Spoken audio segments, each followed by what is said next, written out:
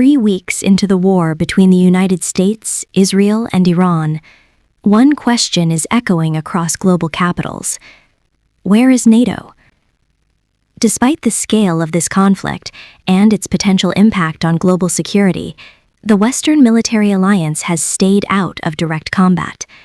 And that decision is now triggering a political storm inside the alliance itself. The North Atlantic Treaty Organization, better known as NATO, is the most powerful military alliance in modern history.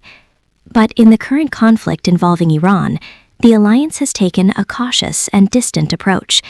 As of March 2026, there is no NATO military operation against Iran, no alliance deployment, no NATO warships in combat, and no sign that the alliance itself plans to enter the war.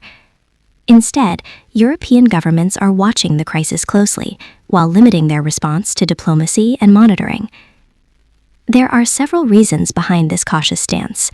First, this conflict does not trigger Article 5. Article 5 is NATO's collective defense clause. It applies only when a NATO member state is directly attacked. Iran has not attacked NATO territory, so legally and politically, the alliance is not obligated to intervene.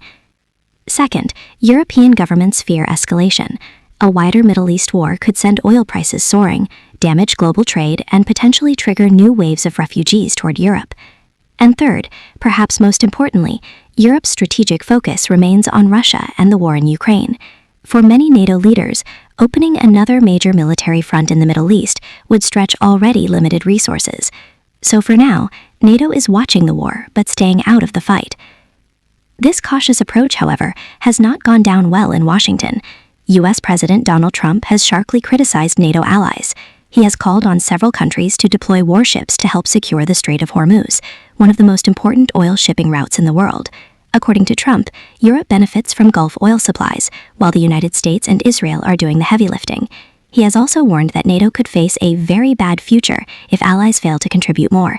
This criticism echoes Trump's long-standing complaint that many NATO members rely too heavily on American military power. But this time, the dispute is unfolding during an active war. Despite these tensions, NATO is unlikely to collapse.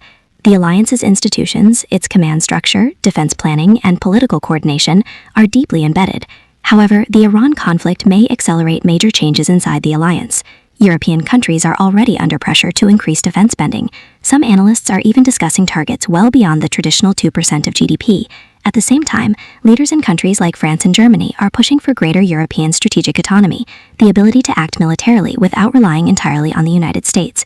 Meanwhile, Washington may reconsider how and where it deploys its forces in Europe. The message from the Trump administration is clear. Future American support may depend on how much allies are willing to contribute. In short, NATO's response to the Iran war reveals a shifting alliance. Europe remains cautious about being drawn into another Middle Eastern conflict. The United States is demanding greater burden sharing, and the balance of power inside the alliance may be slowly changing.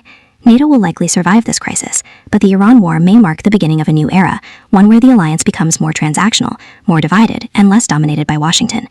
The coming months will determine whether this tension leads to reform or deeper cracks inside the world's most powerful military alliance. NewsTold, truth beyond headlines.